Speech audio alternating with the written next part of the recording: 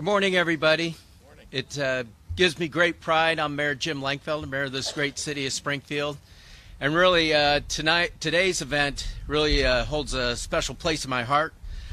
First off, this was the probably the last place my dad worked. You know, actually got the paycheck in his 80 years of age and plus. And he always held IDOT in his heart because they are the true professionals when it comes to state of Illinois, infrastructure improvements, what can be done to rebuild not only the state but all our cities. And then, you know, we've had some tough times as mayor. You know, we went 2 years without a state budget under a previous administration, previous governor, and that was very difficult. But thanks to Governor Pritzker's foresight and vision for the future, it helped put us on a path of success that nobody could have predicted. Nobody could have predicted the pandemic, but thanks to the legislative actions across the board, Democrats and Republicans, under the leadership of Governor Pritzker, the motor fuel tax was passed, and bright new days were ahead, and then all of a sudden the pandemic hit. But that did not stop government from working. And that's a crucial part to why Springfield is one of the top post-pandemic places to be, along with Bloomington and Champaign, and that's due to the leadership of Governor Pritzker. I think the Rebuild Illinois plan, because our rail project continued to happen with regards to the $125 million invested by the state of Illinois. And what also Rebuild has done is build our streets throughout our community. It's 5th and 6th Street will be redone. Most importantly for us, as well as back then it was Alderman Doris Turner, and we're proud to say Senator Doris Turner. We really appreciate her leadership at the State House, because now we have the Walnut Street road diet for safer roads, and then we're looking at Lawrence Avenue, that intersection that was a dangerous intersection back when my father served this great city. So a lot of great things that were on the board for a long period of time are coming to fruition, and that's due to the leadership of Governor Pritzker and the foresight he had to really take that tough decision to move forward with the rebuild plan and continue it, because that's what we need to do to make a stronger future for all of us. So we appreciate everybody being here, especially my father's probably former workers, some of you at IDOT, but it gives me great pleasure to welcome you today to tout the accomplishments that have been happening, but most importantly the multi-year plan moving forward to our future together. So thank you very much, and thank you to Secretary Osmond. We appreciate your leadership through IDOT in these very opportunistic times.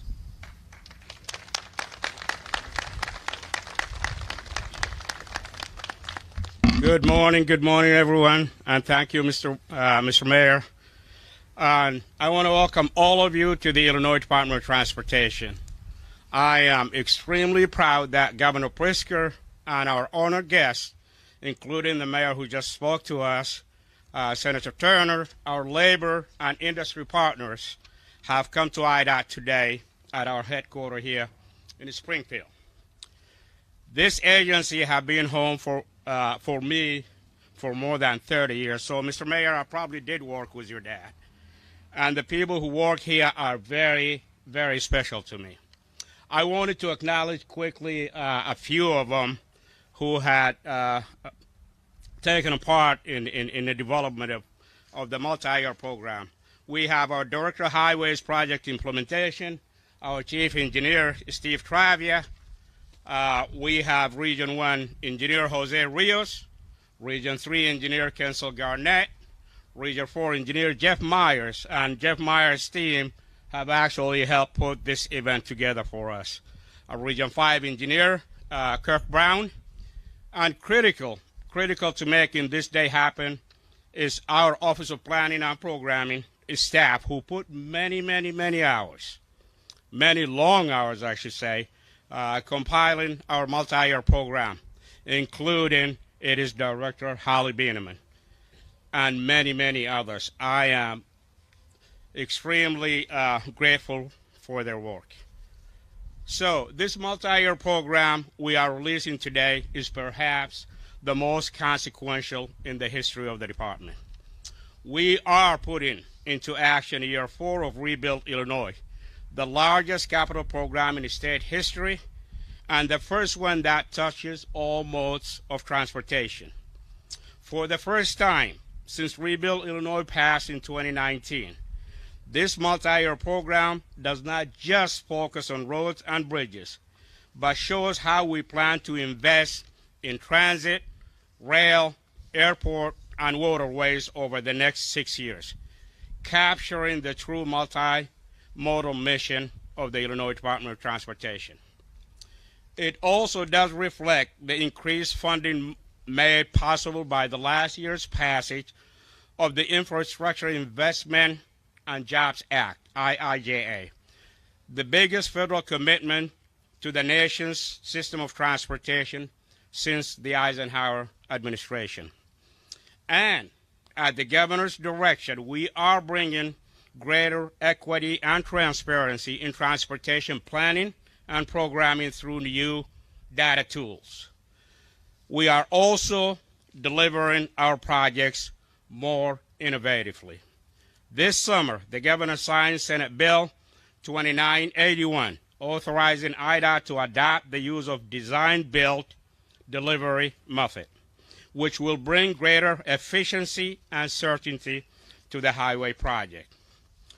Although they could not be here with us today, I wish to pass along my gratitude and my thanks to Chairman Moylan, Leader Evans, Chairman Velvalum, and Senator DeWitt for their support. These projects outlined in our multi-year program are more than just words on pages. They ensure the people of Illinois have a transportation system that is reliable, safe, and provide economic opportunity across the state. As always, we will be proceeding with a commitment to provide equity and build a workforce that reflect the diversity in our great state of Illinois. It does remain the blueprint for how we rebuild Illinois.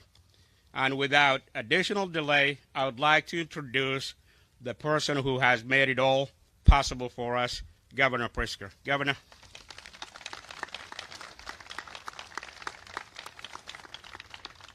Well, thank you so much, and good morning, everyone. I want to express my gratitude not only to Secretary Osman, but also to the terrific men and women who work here at the Department of Transportation, making it all happen for all of us. And I also want to recognize, of course, the men and women of organized labor who are out there every day making sure that we're truly rebuilding our state, modernizing and updating all of our transportation assets. They really are on the front lines making things happen, and I'm grateful. A little over 3 years ago, I signed our historic bipartisan infrastructure program into law. And since then, Rebuild Illinois has undertaken a massive transformation of our state's transportation systems. The renovation of nearly 4,500 miles of highway and over 400 bridges has already been completed. And virtually every Illinois resident can see and feel the results in real time. And it's not just surface transportation that's being rebuilt. Rebuild Illinois is also expanding and upgrading and modernizing broadband, universities and community colleges, airports, riverports, state parks, healthcare institutions, state residential facilities, and small business innovation hubs. Every region of our state is seeing the positive impacts of Rebuild Illinois. As governor, the well-being of our residents is always at front of mind, and it always will be my top priority. That's why at every turn we prioritize the safety and accessibility of our infrastructure with 621 additional improvements at railroad junctions, pedestrian crossings, sidewalks, and high-frequency crash sites. And of course, Rebuild Illinois is also a vehicle for prosperity for our workers and our families. We've created and supported hundreds of thousands of jobs in every part of our state because this isn't just an infrastructure plan, it's also an economic plan. Today, I am very proud to announce IDOT's new multi-year program for the next 6 years. And thanks to last year's passage of the Federal Infrastructure Investment and Jobs Act, the investment that we're making in our roads and bridges is our highest yet. This MYP covers over $20 billion of transportation investments, including 2,500 miles of roads and nearly 10 million square feet of bridge deck. And remember that all of our road and bridge projects are subject to the new Transportation Asset Management Plan, a more technologically advanced process to maintain our infrastructure in a timely fashion to save taxpayers money and keep our surface transportation in better shape for longer than ever before. But roads and bridges aren't all that we're focused on in the MYP. It covers every mode of transportation, with $10 billion going toward our state's rail and transit systems, our airports, and our riverports. And our new data-driven decisions tool will transform the way we select our projects, ensuring greater equity and transparency in our planning process. As we move into the next years of Rebuild Illinois, every area of our state will see upgrades and modernization. I-55 will see additional lanes and reconstruction right here in Springfield, all the way down to south of Illinois 123. On I-57, more than 20 miles will be repaved from Coles County line to Sedoris Road. Effingham residents will finally see long-awaited ADA improvements, as well as storm sewer, curbs, and gutters reconstruction all the way to Fayette Avenue. In Granite City, from Chain of Rocks Canal to St. Thomas Road, we're doing bridge replacement work, interchange reconstruction, and other improvements on I-270. And the Illinois 15 exchange in Mount Vernon will undergo complete reconstruction. In Chicago, we're reconstructing Bessie Coleman Drive to I-90, which will improve safety and access to O'Hare International Airport. In Joliet, New Lenox, Minooka, and over the Des Plaines River, we are rebuilding a critical freight corridor and improving safety measures on I-80 from Ridge Road to US 30, and we're entirely replacing the I-80 bridge over the Mississippi River. From Clifton to Kankakee County, we're repairing I-57 with road resurfacing and bridge replacement. And in western Illinois, US 34 near Monmouth is getting brand new construction. Look, for many, many years before I took office, the state underinvested in our infrastructure, and it was left crumbling. It was costing drivers an average of over $500 a year in flat tires and wear and tear from potholes and misaligned pavement. And it was costing us jobs because businesses that want to manufacture or distribute their goods decide that they can't do it in Illinois if it isn't maintaining its roads and bridges. That's why we need Rebuild Illinois now. And with the innovative new law that I signed in June, we're authorizing design-build project implementation, as the Secretary mentioned. We're saving taxpayers money and streamlining our construction process and timeline. I want to express my sincere gratitude to the General Assembly for authorizing this critical assessment tool, and I especially want to recognize Representative Cam Buckner and Senator Ram Vilivalam for their leadership in getting it done. I want to thank Mayor James Langfelder for his leadership here in Springfield, and more broadly for standing up and making sure that we're investing in infrastructure right here for the residents of Springfield. And I want to express my gratitude also to Senator Doris Turner, who, yes, was part of city government for a long time, but that means she brought to state government the experience of somebody who really knows what needs to get done for her constituents. I want to thank them both for joining us today. Together, we are literally paving the way for generations to come. At its very core, Rebuild Illinois and this MYP are an investment in our future, one that leads to economic prosperity and environmental sustainability. So thank you, and with that, I'd like to introduce the great senator from this district, Senator Doris Turner.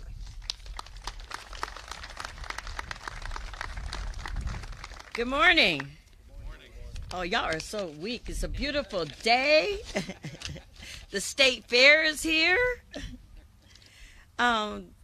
I'm very excited to be here today. The multi-year plan being unveiled today is a monumental step forward in building a more transparent and equitable transportation system.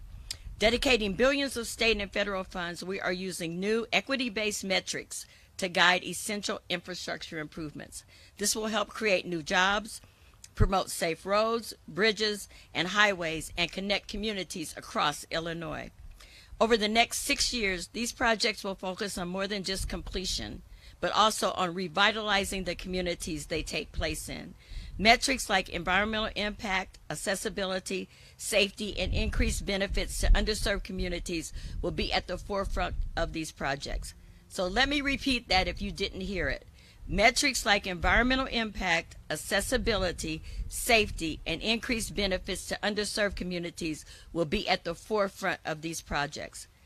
And I repeated that because it's very important.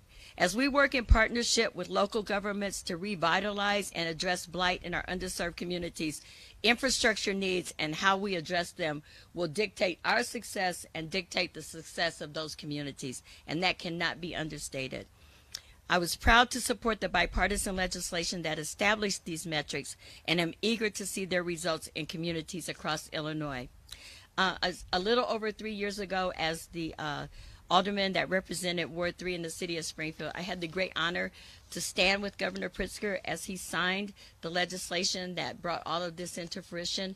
There was a vision that, with the stroke of that pen, went in, changed from vision to putting feet behind that vision and putting it in process. And so today we see the steady movement of that vision, and I cannot be more prouder of what that is going to mean, not only for the 48th District and the city of Springfield, but for the entire state of Illinois. And with that, I would invite Governor Pritzker back for questions.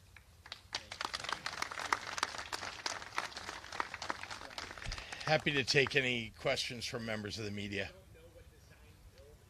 Mm-hmm.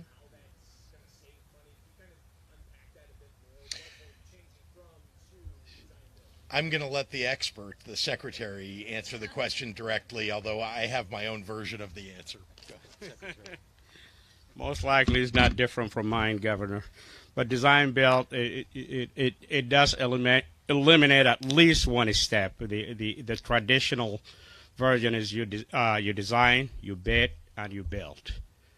All these are separate teams. Design build puts the designer and the contractor, in a sense, together in one room as a team, so they could design it and build it as they go. That brings in a greater sense of, first of all, transparency, because the department is still watching over that process, and expediency, so we won't take, sometimes our larger projects especially, it takes much longer time to put out for letting, so to speak, and for the contractor to start building.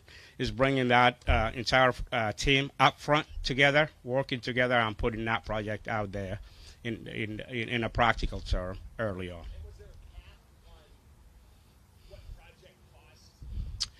I do believe the legislators does cap it at $400 million over the next 6 years. But no, for the entire program. Yes, that's the cap.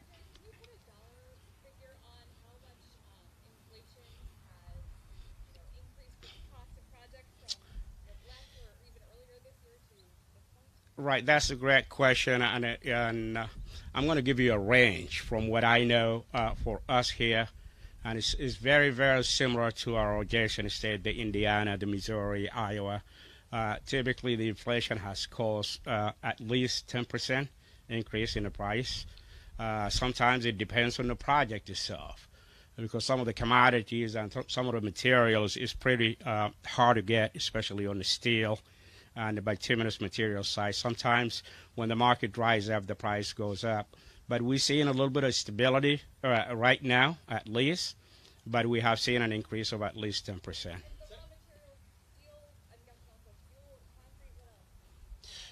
Those are the main components: steel and the asphalt material. Yes, sir.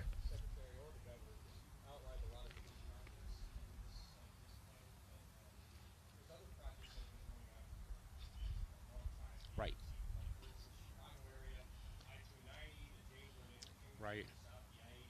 Absolutely.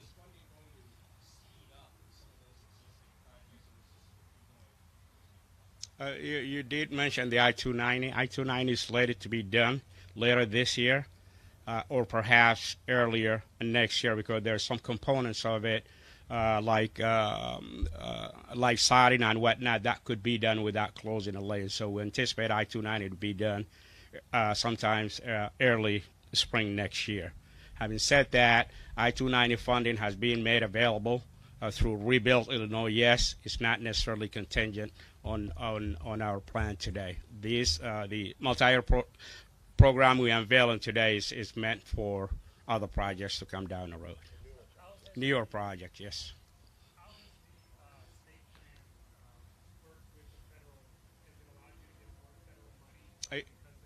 Indeed, it did. And I think there's one pager that we're going to distribute. It's going to show at least $1.4 billion coming in strictly for bridges. That is a main focus of our federal FHWA partners.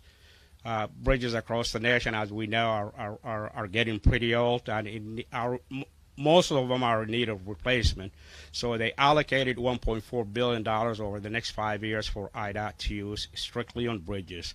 Having said that, the federal package itself, as an overall, has increased by at least 20% for us. So if we're getting, if we were getting about 10 billion, now we're getting at least 12 billion for as an example. So.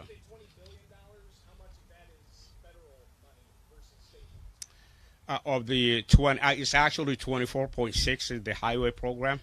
The governor did say over 20 billion. A little over half of it is the federal side. I think we have around 11 billion or so, if I remember correctly, Howard. 11 billion or so for the state. I'm sorry, can we just hold 1 second? I just want to complete an answer, which is one of the best things about the federal program is that the match that the state has is 20% and 80% from the federal government. And because we passed Rebuild Illinois 2.5 years before the IIJA was passed, we actually are shovel ready. We have the resources available. There are a lot of other states that have to come up with those dollars, don't know where they're going to come from. And so we're really in a position to do much more quickly. That's a terrific thing for Illinois. Yes, ma'am. After the revelations yesterday evening that President Trump may have taken nuclear documents to Mar-a-Lago, what are you expecting to hear out of Illinois Republicans, especially those who are loyal to President Trump? Well, I'm shocked and dismayed, honestly, that Republicans across Illinois haven't stood up for law enforcement, haven't stood up for law and order, and instead are standing with somebody that clearly there is something afoot here that may lead to a prosecution. It seems like, Republicans say that they're anti-crime, and yet here they are standing up for somebody who seems to have committed one. Governor, CDC relaxed guidance, I think, in particular, treating unvaccinated versus vaccinated differently. Are you going to change, for instance, the teacher mandate, the school staff mandate, that they either vaccinate or test? We're going to be adopting the CDC's guidance. We're going through it today. There are obviously a lot of components of it. It wasn't just about schools. And so we'll be making an announcement about that as soon as we can. But we want to align with the CDC. I think they're doing good work on this.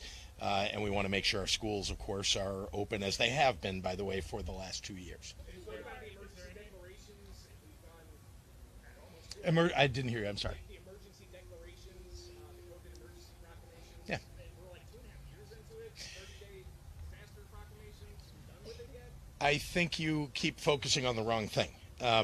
The fact is that those disaster declarations have among them a number of provisions that are executive orders that have been ratcheted down. In fact, we're all the way down to the very bare minimum, and we are concurrent with the federal disaster proclamation, which is still in place. And so we'll be leaving that in place to make sure that we're getting the maximum amount of federal funding for the state of Illinois. I want to remind you that Illinois historically has been a donor state to the rest of the country. We don't get back in Illinois the tax dollars that we send to Washington, D.C. We got to get those dollars back, and this is one of the ways that we can do that. But very importantly, this is about making sure that we're dealing with COVID-19, ratcheting all the way down, keeping people safe, because COVID-19 has not gone away.